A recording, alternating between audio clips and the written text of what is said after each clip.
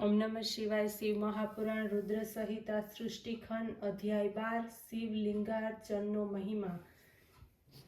નારદે કહ્યું, હે તાત બ્રહ્મન, હે પ્રજાપતિ, શિવમાં મન રાખનારા, આપ ધન્ય છો। આપ આ બાબત મને પુનઃ વિસ્તારથી કહી સંભળાવો।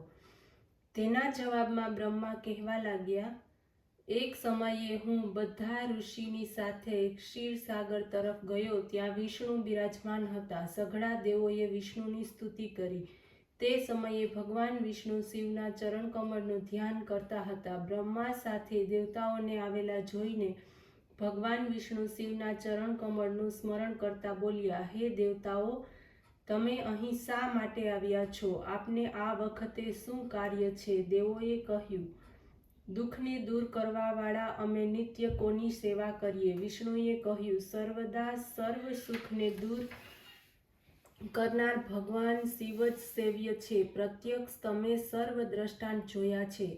સુખની ઈચ્છાવાળાઓએ કદી પણ શંકરના પૂજનનો ત્યાગ ન કરવો જોઈએ। ભગવાન શંકર જ લિંગ મૂર્તિ રૂપે છે। લિંગ મૂર્તિને ધારણ કરનાર શિવનું સદા સર્વદા પૂજન કરવું જોઈએ। હે દેવોમાં શ્રેષ્ઠ, વિશેષ રીતે તેમની સેવા કરવી શિવના અર્ચન વડે જ દેવ, દૈત્ય તથા સર્વ શ્રેષ્ઠ છો। આ પ્રમાણે ભગવાન વિષ્ણુએ બ્રહ્માદિ દેવતાઓને કહ્યું। ત્યારે દેવતાઓએ સર્વ પ્રકારની કામનાની સિદ્ધિને માટે શિવલિંગની પ્રાર્થના કરી। ભગવાન વિષ્ણુએ આ કથા સાંભળી વિશ્વકર્માએ આજ્ઞા કરી કે તમે શિવના શુભ લિંગનું નિર્માણ કરો અને મારી આજ્ઞાથી તે સર્વ દેવોને આપો। વિશ્વકર્માએ તે પ્રમાણે લિંગ નિર્માણ કરી દેવતાઓને આપ્યા। પદ્મરાગ મણીનું લિંગ ઇન્દ્રને, સુવર્ણનું લિંગ કુબેરને, પિત્ત મણિમય લિંગ ધર્મરાજને, શ્યામ મણિમય લિંગ વરુણને, ઇન્દ્રનીલ મણીનું લિંગ વિષ્ણુને, સોનાનું બ્રહ્માને, ચાંદીનું વિશ્વદેવોને, પિત્તળ અથવા પાર્થિવ લિંગ અશ્વિની કુમારને, સ્ફટિક મણીનું લક્ષ્મીને, તાંબાનું આદિત્યને, મોતીનું ચંદ્રમાને, વપ્રલિંગ અગ્નિને, મૃતિકાનું લિંગ બ્રાહ્મણને, નાગને ચંદનનું લિંગ આપ્યું। દેવીને ઘીનું, યોગીને ભસ્મનું, યક્ષને દહીંનું, છાયાને લોટનું લિંગ આપ્યું।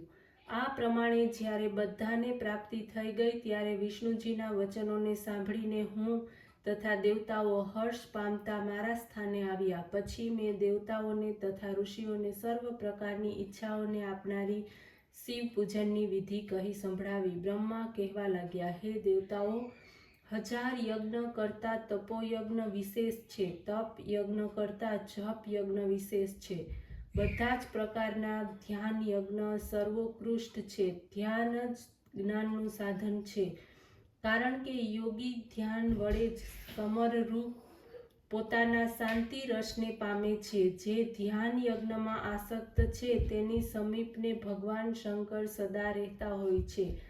ધર્મ, અધર્મ, જપ, હોમ, ધ્યાન તથા ધ્યાનનો વિધિ આ સર્વમાં આ વિધાને લઈને તે સદા નિર્વિકાર છે। હે દેવતાઓ, આ શિવલિંગને પરમ આનંદને આપનારું છે, વિશુદ્ધ કલ્યાણદાયક તથા અક્ષર રૂપે છે। તે નિષ્કાલ, સર્વગામી તથા યોગીઓના હૃદયમાં સર્વદા રહે છે। હે બ્રાહ્મણો, બાહ્ય તથા આંતરના ભેદને લિંગ બે પ્રકારના છે। સ્થૂલ બાહ્ય લિંગ કહેવાય છે અને સૂક્ષ્મ લિંગ આભ્યંતર લિંગ કહેવાય છે।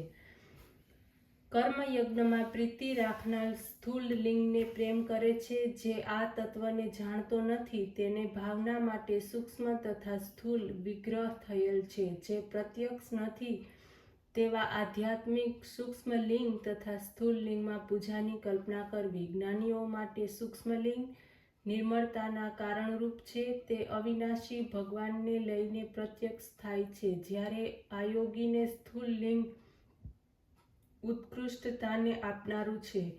તત્વાર્થવાદીનો તત્વાર્થ કશો ભેદ નથી, કારણ કે તેને માટે તો સર્વ જગત શિવરૂપ જ છે। ભગવાન સૂર્ય જેમ એક જ સ્થાનમાં રહી જળાશય વગેરે જુદી જુદી વસ્તુઓમાં અનેક દેખાય છે, તેમ સંસારમાં જે કંઈ સત અસત વસ્તુઓ છે તે સર્વને પરબ્રહ્મ શિવરૂપ જ જાણવી જોઈએ.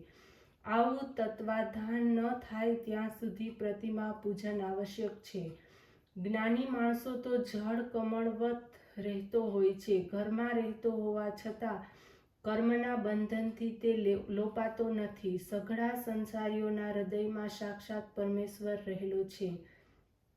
જે પુરુષને આવું જ્ઞાન જ્યારે થાય ત્યારે પ્રતિમાનું પૂજન ન કરે તો દોષ નથી. આગળ વધવા માટે પ્રતિમાનું પૂજન તે અવલંબન રૂપ છે. સગુણ વડે નિર્ગુણની પ્રાપ્તિ થાય છે એ નિશ્ચય છે.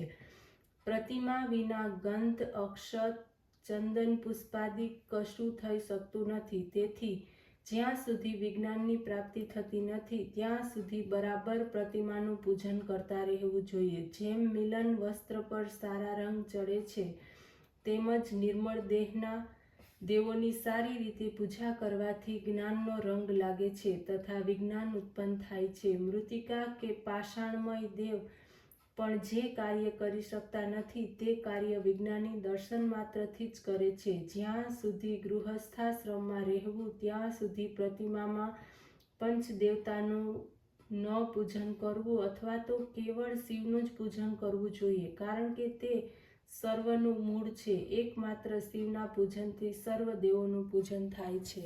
ઓમ નમઃ શિવાય.